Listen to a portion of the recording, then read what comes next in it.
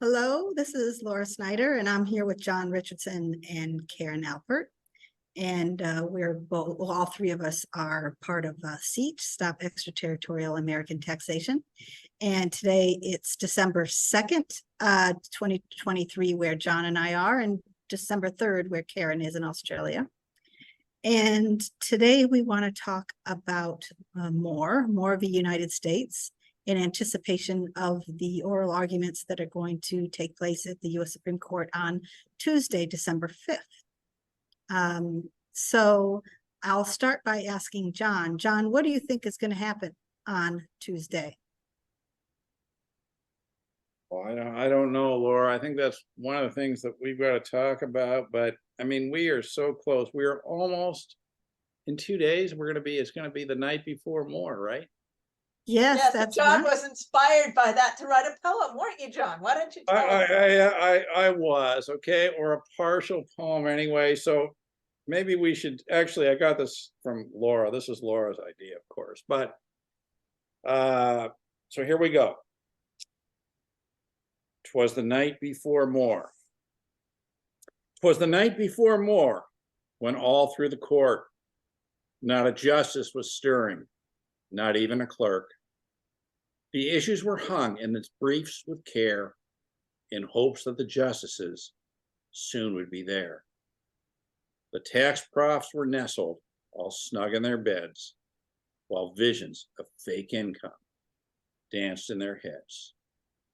And Kathleen in kerchief and Charles and Kat had just settled their brains for a retroactive tax. Well, I think that sets the stage. What do you think? I think that's a great setting the stage, John. For December 5th and December 25th. All right. Well, absolutely. And we've got these briefs here, and perhaps I mean, SEAT submitted a brief, and I think that was a good idea. What do you think? Yes, John. Karen, go ahead. So SEAT combined with AARO, Association of Americans Resident Overseas, to submit a brief to make sure that the court was at least aware of how the repatriation tax affected non-Americans who live overseas. So maybe probably the best place to start, John, is with a really, really brief recap of the facts and more, and what are the issues that that are going to be decided. So, sure, John, you want to give us a two sentences? I can do that, or I don't know. Maybe I'd invite Laura. Do you want to do that? Or I mean, I'm happy to do it, but Laura, do you want to do it? Go ahead, John. Okay. So the Moores are U.S. residents, and what they did was they invested a certain amount of their capital in a company that was based in India.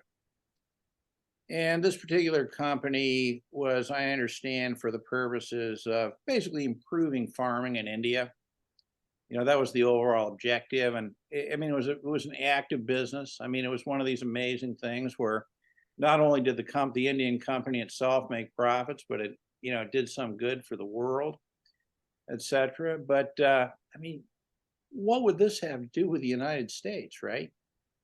And the answer is, well, nothing, but for the fact that the investors in the company, the Moores, Charles and Kathleen Moore, were U.S. citizens, and they apparently invested more than 10%, although not much more, in shares of the company.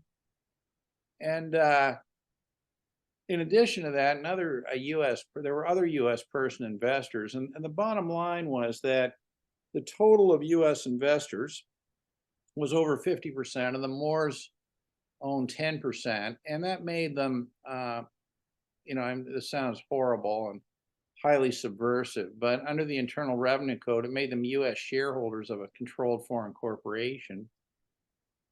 And what happened was that, now that's generally okay. So the way that was working was that, it was from their point of view, it was, I guess, a passive investment in an active business.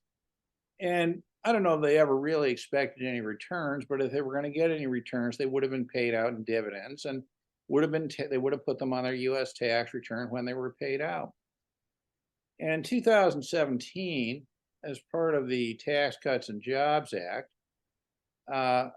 it included a provision that said, well, you know what? What we're going to do if you're a U.S. shareholder of a controlled foreign corporation is we're going to make you pay a tax today on profits earned in the past by the company that were never taxable under U.S. law, even though you've never received any of this stuff. In other words, poof, we're going to deem you to have received income from something that was never taxable when it was earned, and you got to pay tax on that today. So, John, were the Moores the target of this legislation? No, there's no evidence whatsoever that the Moores, as individual shareholders of controlled foreign corporations, were the target. The purpose of this legislation was to go after large U.S. multinationals that basically had incorporated, what are foreign corporations for the purposes of running businesses in those countries, and had large amounts of profits that, although taxed by the country they were earned, had never been paid out as dividends to the U.S. company that owned the foreign company, and therefore had never been taxed by the United States. So part of the Tax Cuts and Jobs Act was to reduce the U.S. corporate tax rate from 35% to 21%, and also to give somewhat of a tax break to earnings of foreign corporations in the future. So basically, I think the deal was that in return for those benefits that U.S. corporations who were shareholders of CFCs received, lower tax rate going forward generally, and low tax rate on foreign income, they agreed to this retroactive tax.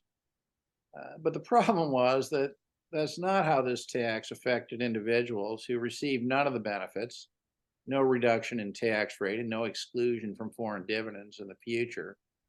And it had a particularly horrible impact on Americans abroad who just ran small businesses in their countries of residence. So the Moores paid a small amount of tax, and they've challenged it. They challenged the U.S.'s ability to collect that tax or to impose that tax. And they've worked it up through the district court, the circuit court, and now up to the Supreme Court. What is the question that they've asked the Supreme Court to rule on? Laura, maybe you could tell us that. The question posed in granting, when the Supreme Court granted certiorari, is whether the 16th Amendment authorizes Congress to tax unrealized sums without apportionment among the states. Yeah, how would that work? Apportionment among the states. This is not a tax that can readily be apportioned, is it? John, I'm going to let you answer that. I think the short answer is no. The real issue here, leaving aside the technicalities, is whether, in order to be subject to taxation under U.S. law, if you actually have to receive income to have been taxed, right? In other words, if something has to have been distributed to you, you've received it. I mean, that's really the issue, because the Moore's point is they never received the income, right? This was income earned by a foreign corporation, which, by the way, the U.S. has no right to tax directly under the tax treaties. So what they did was they said, you know what, Mr. and Mrs. Moore, we understand you never received anything at all. But what we're going to do is we're just going to kind of pretend that you received it because we want to tax that income. So the real issue is simply whether there has to be a realization event. And the way they're defining realization is you actually have to receive something. So there's been an awful lot of attention to this case. There's been over 40 amicus briefs submitted with the court. Why is this case attracting so much attention?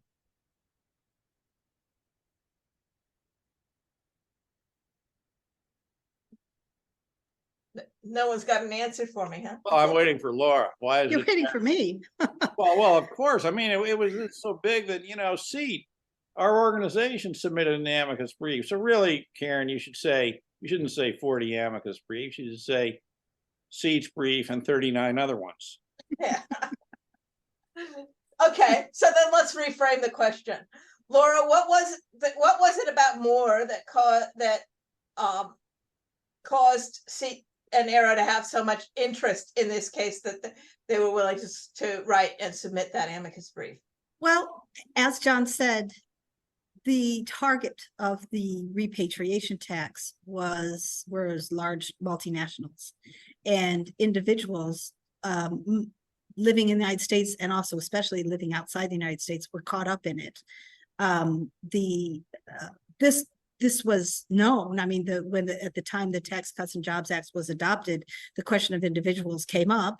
Are we going to apply this to them? And then when Treasury was developing the regulations under the Tax Cuts and Jobs Act, again, the issue of individuals was raised. What are we going to do with them? But essentially, individuals were ignored. The fact that they existed just was not taken into account in the laws or in the regs. They weren't given any special, any exempted from these laws that were not designed for them. And to a certain extent, both their existence was denied, and the fact that they're affected by the repatriation tax has been just denied. Outright denied, their existence denied, the effect denied, or belittled in that, oh, surely only a small number of individuals were actually affected by this. And in fact, we know as overseas Americans, we know, we exist. We know that. We exist in the millions. We know that there are many of us that operate small businesses outside the United States who were the profits of those, the retained earnings of those businesses. The profits was never intended to be repatriated to the United States, because it's a company operating outside the United States by people who live outside the United States. And the only connection to the United States is the fact that one or more of its shareholders happen to have U.S. nationality. So the purpose of the briefs, both Seats and AARO's brief, and then the brief submitted by Winston & Strawn, was to basically tell the court and everybody else, we do exist. Individuals were affected by this, not just the Moores, but many other individuals were affected by this.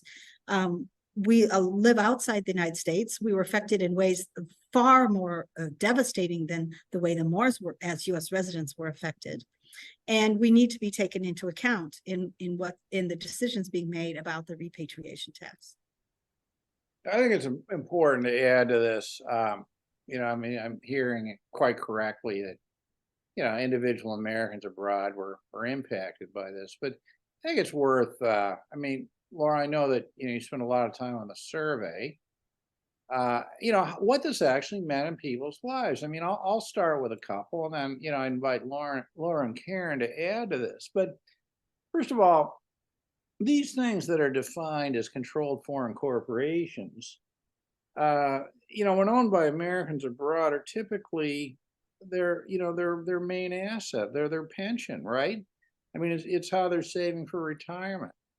This is not like, the situation with the Moores, where this was just sort of like investing in another stock, et cetera. And that's what this stuff represented. And to give an example of, what this means, right? So for example, let's say, here's a real example that I got a call after this. And a doctor in British Columbia had just retired. He was like 65 years old, and he had, in Canada, it's common to use professional corporations to, create private pension plans. And that's what this is in effect was, right? But he had about, it's either 2 or 3 million Canadian dollars in retained earnings, and that was to fund his retirement. So, this thing comes along, and at a rate of 15.5%. Anyway, the bottom line is, okay, that it would have been a payment of around $600,000 of erosion of capital, right? In other words, there goes a significant percentage of his retirement asset, his pension. Like, this is what this actually meant to people in their lives. And this is nothing like the situation of a U.S. multinational. It completely destroyed people's lives and continues to destroy people's lives. John, there has been some discussion in the literature, basically saying that individuals could have and should have taken steps to avoid this tax. They should have known it was coming. They should have taken steps to avoid it. They could have done it, for example, by incorporating as an S corporation. And so to the extent individuals are affected by this, it's their own fault. And I'm wondering what your response is to that. You're wondering what my response is to that? I am. Oh, are you wondering too, Karen? I don't think much imagination is required. Well, here. I mean, I really got to be brutally honest here, okay? That suggestion is one of the most idiotic, ignorant things that one could imagine. It reflects a total misunderstanding of, I think, the fact, it's almost a denial of the reality that Americans abroad are taxed in their countries of residence. I mean, Well, I think you can break that down, John, to a couple of things. First of all, should Americans abroad running small businesses have been spending their time managing their business, looking for new prospects, new customers, or looking into the crystal ball to figure out what the U.S. Congress was going to do to U.S. tax laws? well, I know what the tax academics would say. They'd say, well, of course they should have been looking into this.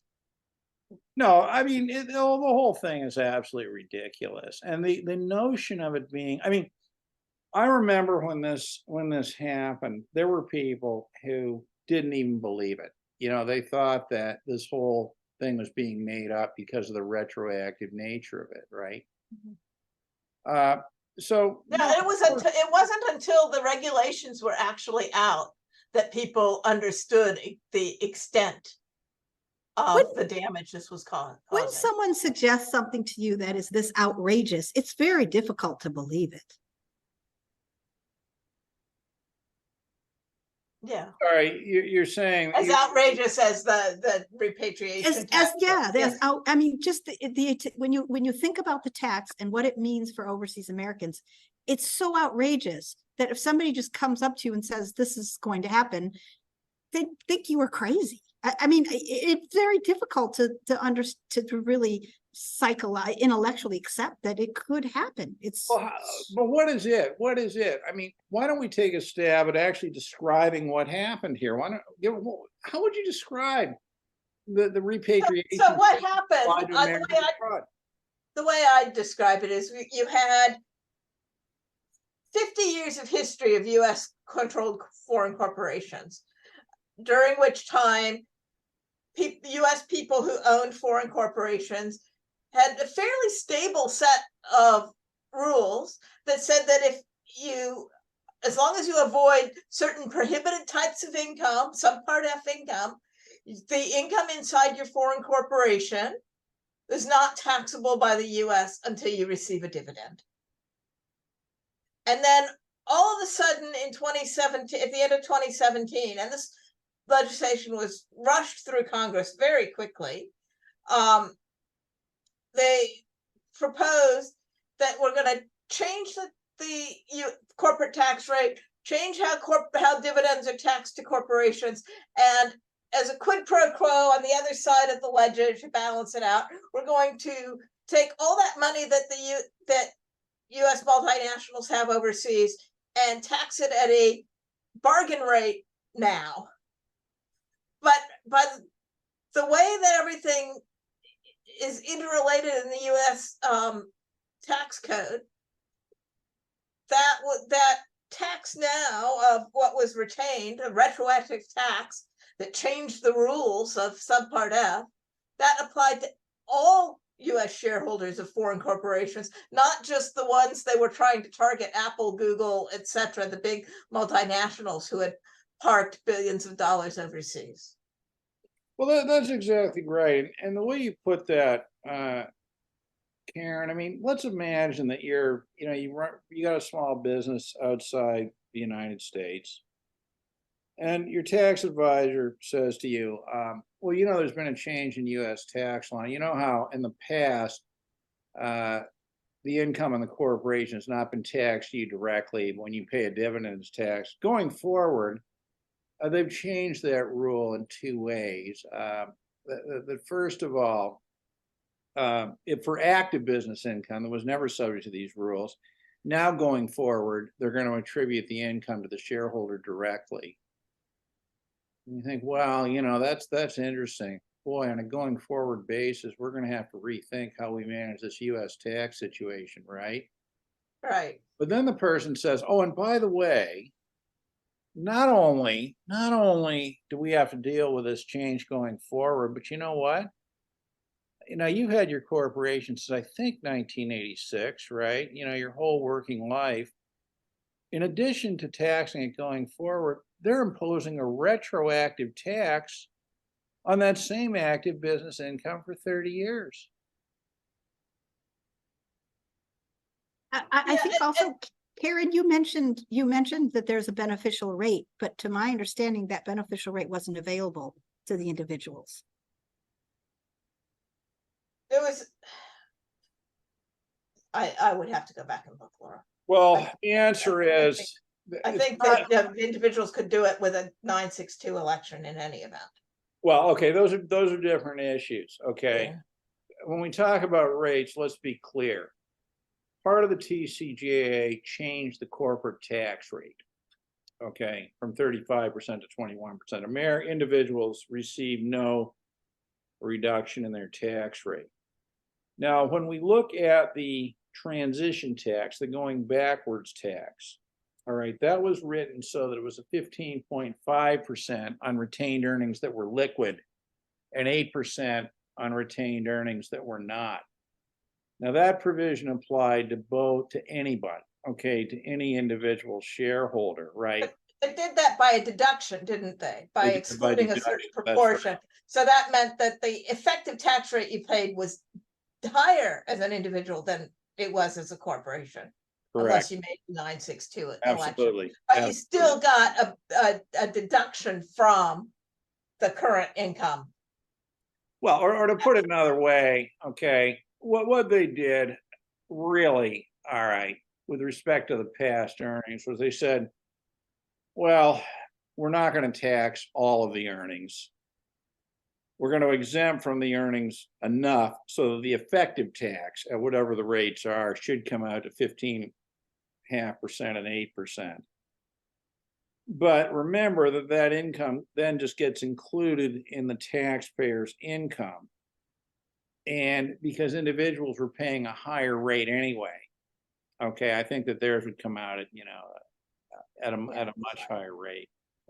So bottom line was individuals received none of the benefits of that, all of the burdens, and even exaggerated burdens. And when we talk about individuals, I think it's important to distinguish between individuals who, like the Moores, are living inside the US and individuals who are living outside the US. Because what's lost in a lot of this is the fact that the individuals who are living outside the US will be paying a tax locally where they live on the dividends they receive from their corporation. The corporation is, of course, paying a local tax on its income.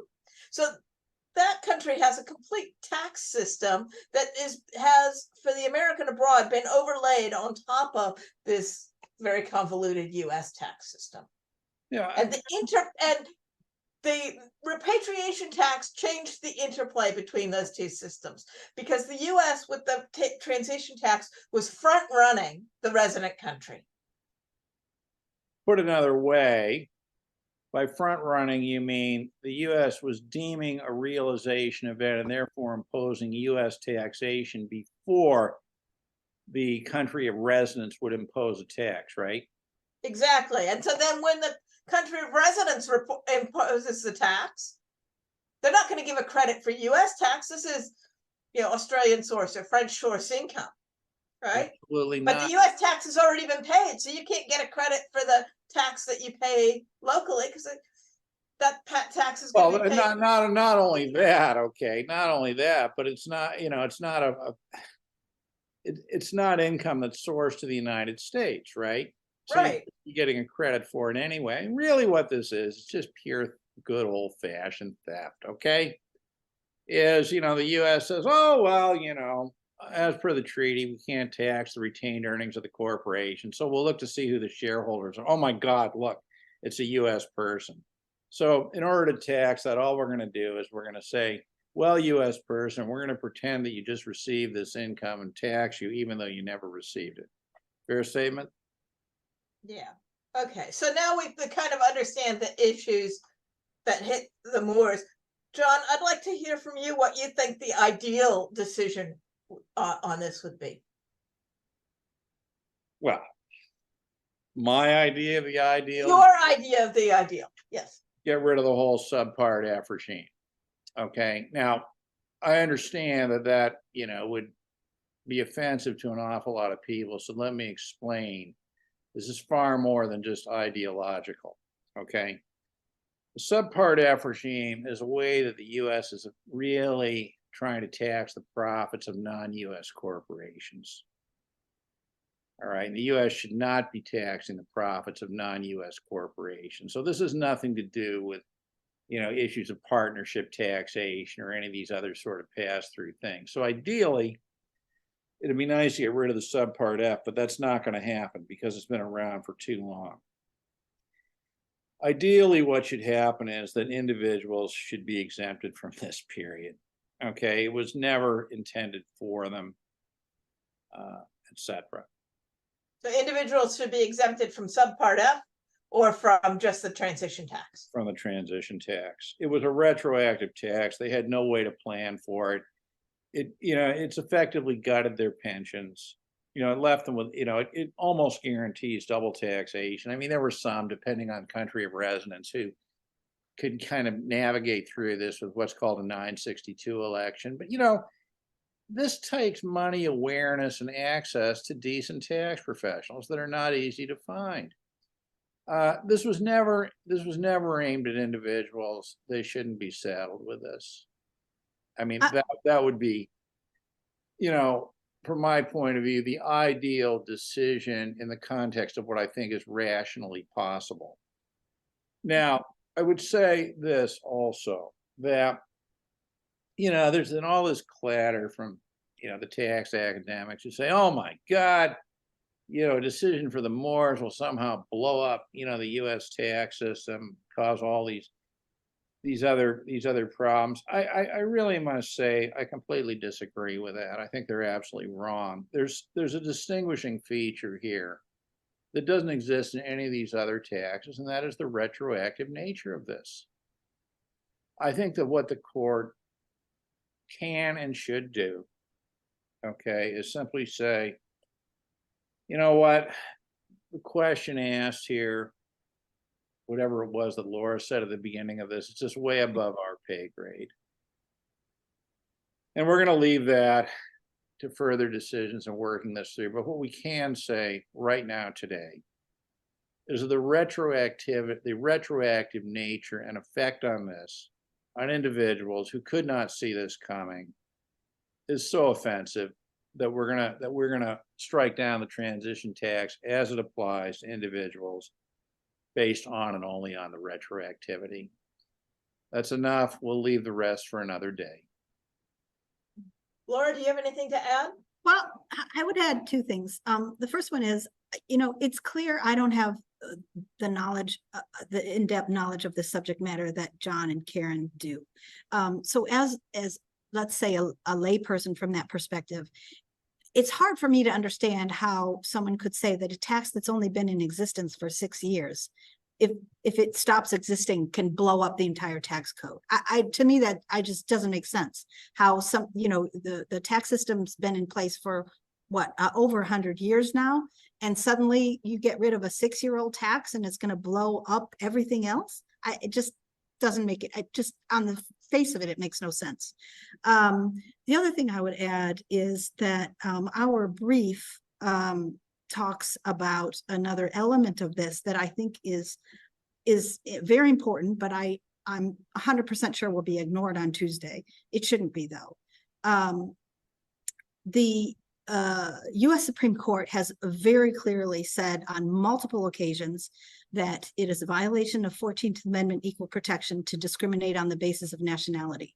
And basically discrimination on the basis of nationality is akin to discrimination on the basis of race. A clear history of US Supreme Court cases saying this. So what does the repatriation tax do? Of all the people living outside the United States, it singles out people who have American US nationality and treats them in a disfavorable way, thus far less favorably than it treats all other nationalities of people living outside the United States. It's a clear violation of the 14th Amendment, equal protection. And for that reason alone, it should be struck down. Of course, John's explanation that it shouldn't apply to individuals is also absolutely true. The retroactivity aspect is absolutely true. But I don't think the equal protection argument should be neglected. On that, yeah, that's really interesting. It's a really, really interesting point that you make. And I was thinking about that the other day. And I mean, let's say that, the court were to rule that this does violate equal protection. They can't just single out U.S. citizens outside the United States. I mean, do you think that Treasury, the U.S. government might remedy that by simply saying, yeah, we never thought about that. That is discriminatory. I think the solution is that the U.S. should simply extend taxing jurisdictions over all corporations everywhere in the world so it doesn't discriminate anymore. What do you think? They could try. I think the more rational, although I understand it won't happen, the more rational next step is we should not be applying discriminatory taxes to U.S. nationals in any respect, whether it has to do with CFCs or something else. That's the more rational next step. Well, it certainly is. And I think that, just the depravity of this, right? The extraordinary way that this has impacted Americans abroad is, I think, a real indictment of the U.S. extraterritorial, whatever, citizenship-based tax regime, right? Because it really is if you want a good example, it's a wonderful example of how this, comes in and essentially siphons revenue out of other countries, right? And Via their U.S. nationals, yes. Yeah, Right. I mean, sooner Absolutely. or later, I would have to think that, countries might want to ban immigration from U.S. citizens for this reason. I mean, how can you have these people living here, if they just become sort of a vehicle for the U.S. to, siphon revenue out of, right? If they were paying attention, that would be a logical conclusion for them to come to. But, we're talking about this whole thing from, what we're interested in, right, which is the citizenship taxation thing. But, to me, the most interesting thing on Tuesday, and, you're going to have a ringside seat, aren't you, Laura? If they let me in. I mean, this is going to be great. We're going to have actually our own personal reporter, et cetera, if they do. But what I'm going to find most interesting about it is, what do the judges actually talk about, right? I mean, what are the issues? I listened to or watched a very interesting video from the Federalist Society with a couple of tax academics talking about Moore a day or so ago. And I mean, it was extraordinary. I mean, it was really just a discussion of what the original intent of the 16th Amendment was, right? So, it's quite interesting in that we can expect, I think, part of the discussion to be, 1913, what was Congress, what were they actually trying to do here, right? And I find that very, very interesting because this is another example of this sort of, original intent. We don't care what the world is like today. We just care about, what they were trying to do in a world way before subpart F, any of this type of stuff, right? So we're going to have that dimension to it. we're surely going to have discussion about how this affects multinationals and the benefits they got. I mean, I think it's very interesting that not a single multinational, as at least as far as I'm aware, publicly objected to this, to the, the transition tax, right? It's all individuals. And frankly, I think it's mainly Americans abroad because they were the ones who were, And the other interesting thing, John, is that very few of the briefs that were submitted even acknowledge that there's a difference between how individuals and corporations were affected. That is true. That is true. Now, I think, ours, I think, probably did the best job on that. Not that there was a lot of competition, okay, but I mean, certainly, we tried very hard to do that. Is it Winston Strawn? Is that the name of the firm? Yeah, it was briefed, submitted on behalf of individuals, and it was mainly Winston and Strawn's work. Yeah. Yeah. So, I mean, that one I think complemented ours actually very well, in the sense that, it gave real life stories that I think validated. And this is by accident, not by design, right? But I mean, I think that they generally validated a lot of the points that we made. I mean, one of the people profiled in that brief, the Hermans, Suzanne is of course a seat member as well. So that was great. I am not sure of any others specifically that even, well, actually, there was some discussion in one or two of the briefs about individuals, to the extent that it simply said, well, they got out of the whole thing because they could make the Chapter S election, right? Right. I think, for example, Professor Hertzfeld's brief includes that, which is, I mean, an absolutely outrageous statement, absolutely outrageous. But were there any other briefs that even mention individuals? Well, I don't think so. I don't think that there were. To me, what was the most shocking was reading the government's brief, because I mean, they know that the petitioners are individuals. They know that. That's not a secret, and it's very clear. But in their briefs, when they explain the need, they justify the repatriation tax. It's all about corporations. We need it because of corporations, because of corporations, because of corporations. And the government never makes the link to individuals, or, just to them, the individual, the fact that the petitioners are individuals, they might as well be corporations from the approach the government has taken. They don't acknowledge that there's a difference, but I guess what I'm trying to say is that when they justify the need for the tax, it's all about corporations. But the petitioners sitting in front of them is not a corporation. Sorry, it's like Karen? the gaslighting the individuals who were affected. Oh, absolutely. I mean, it is very, very interesting in that this is not a case of the plaintiff, if you will, being a corporation, individuals trying to get in, to have their side heard. This is a case of the plaintiff being individuals. And the individuals are not even permitted to talk about their status as individuals. Yeah, the entire discussion is all about corporations.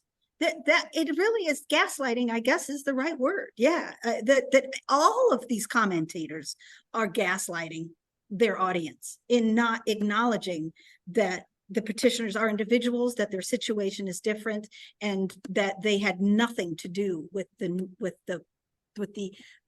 purported justification for the repatriation tax. It's really as if they all have a different agenda. That's the only explanation. They do have a different agenda. They do have a different agenda. And I really am very, very pleased that, that seat AARO and the individuals, the Winston Strawn, that these amicus briefs exist. Because can you imagine if seat AARO had not put these briefs in? I mean, the point is that we're now in a situation where the situation of individuals is in the briefs. They're just ignoring it. Okay. That's what's going on. If these briefs had not gone in, my God, nobody would even know about the impact on individuals, right? Well, they still don't. By ignoring the briefs, they still don't know. Well, I don't know. There's such a thing as, if there's deemed income, there's also deemed knowledge. Okay, and there's a concept that, the US uses to assess FBAR penalties called willful blindness. So this is, if they ignore it, it's willful. Okay, I think there's no question about it. But here's the thing. It's there. These briefs were written, they were filed, and I think that is a very, very important achievement. I really do. Yeah, I definitely agree. So on that note, we've been going for about 40 minutes. Why don't we sum up what we expect to hear on Tuesday? Well, let's start with you, Karen. Yeah, I expect that the court is going to continue to ignore the fact that individuals are treated different from corporations. And yeah, I'm not sure which way they're going to come down on the whole thing. They're probably going to focus on the question that was asked, which is the one on realization. And yeah, I have no idea which way they'll fall on that. What do you Laura? think? Well, I genuinely don't know. I feel as if It looks like There's we've so- lost Laura's audio for some reason. you've lost my audio. You can't hear me? I can hear you. Hello? Oh, You're fine, Laura. You're fine. okay. John, why don't you tell us what you expect Karen can't hear me. to happen on Tuesday? Go ahead, John. Laura, go ahead. But Karen can't hear me. Oh, I've lost okay. all the audio. It's That's me. okay. Go ahead. Okay, I'll go ahead then. Okay. Sorry about that. I think Plugged my that, speakers fell out. I don't know what's going to happen. What I do think is that the Supreme Court would not have accepted to hear this case if they weren't going to change the Ninth Circuit's decision in some way. I'm sad to think that they are going to ignore the whole aspect of individuals, but they probably will. On the other hand, some justices, Gorsuch, for example, has shown that he's aware of overseas Americans, and he does he does think about us and take us into account. So maybe he'll ask a question, but I'm not optimistic about it. And now I've lost everybody. Oh no, there's John, there's Karen. Okay, I see you. Okay, John, your thoughts? I think that to the extent there's any discussion of individuals, it will be one or two questions from probably Gorsuch. That would be my guess. See, the Ninth Circuit, here's the thing about the Ninth Circuit decision. What it actually says is that realization is not required at all. Mm-hmm. So I'm expecting, I guess, three things. Okay, the first is I'm expecting some discussion of whether this original intent thing matters and how should it be determined. The second thing that I expect is a lot of discussion about the benefits that corporations received and that sort of stuff. The third thing that I'm expecting is, let's look at this whole subpart F and hopefully the retroactivity. And is this really realization for the purposes of the 16th Amendment? And finally, I think what really may have teed this up more than anything was imagine a decision from the Ninth Circuit that said, we're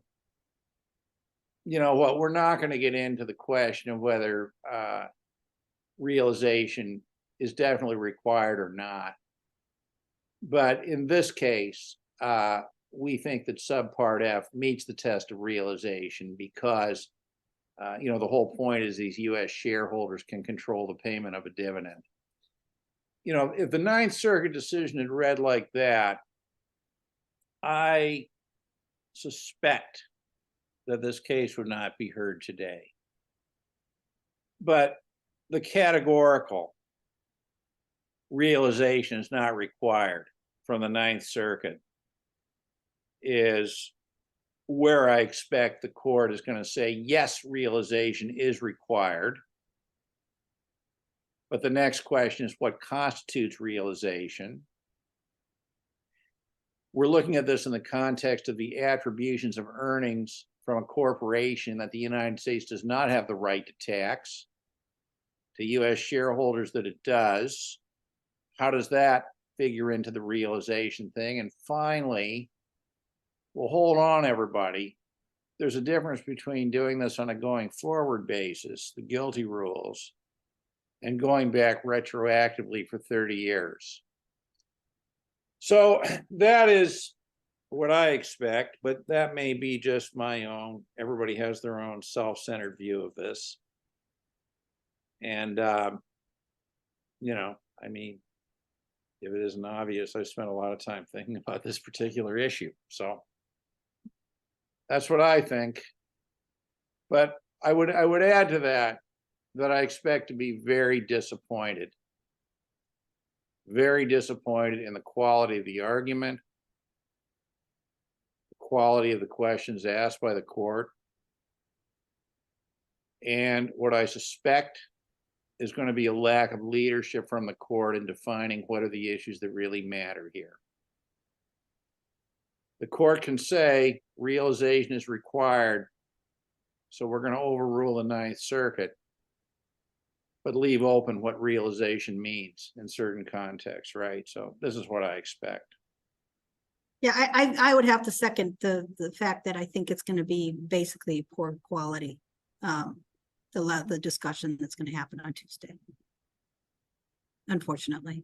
Are you looking forward to good quality, Karen? Or I mean, look, this Not is an particularly. indictment of many of these people. This stuff is so complicated. I mean, I feel sorry for the clerks and the judges to have to deal with this, honestly. I mean, this is so complicated with all they've got going on. I mean, could anybody, you know, learn and understand this well enough in a short period of time? I don't think so. Yes, it's complicated. At a certain level it is, but I think if you take a step back from it, some of the issues aren't that complicated. Like the retroactivity, it's not that complicated. The discrimination is not that complicated. You can make it complicated, but it's really not. Well, I think that why do you think is, you know, just one final question here. Why do you think the tax academic community is so hostile to the Moores? Aren't they hostile to anybody who doesn't want to pay a tax? Well, that may be, you know, they never saw the Yeah. tax they didn't like, and the more retroactive it is, the better, right? Right. But no, I think it's a bit of the Chicken Little sky is falling kind of reaction to it. Yeah. So if you take realization out, now let's go through, you know, if you require realization to tax, then let's see the worst possible impact that might have on current provisions of the U.S. tax code. Whereas the Supreme Court could easily, you know, narrow the decision so that it applies only to the the facts in the repatriation tax. Yeah, I think they can do that, and I think that's exactly what they should do, frankly. I would be very surprised. In fact, there's no chance that you know, you're going to get some, you know, really sweeping decision that, you know, not only is realization required, but it has to be actually, you know, receipt of something, you know, in current time. You're never going to get something like that. Not even I would agree with that. I mean, I'd like it, but I wouldn't agree with it as a principled decision. But this, you know, the retroactivity of this, I think gives them an escape hatch where they can say realization is definitely required. That can mean different things in different contexts. But in this particular case, the retroactivity of this is so offensive that we're gonna strike it down and leave the rest of this to another day. Or we're gonna strike it down for individuals that weren't part of the grand bargain. Yeah. Well, from your lips to God's ears, John. Thank you. Okay. Yeah, thank you very much, John and Karen. I think we'll wrap this up and we'll see what happens on Tuesday. All right, thanks, Thanks. Laura.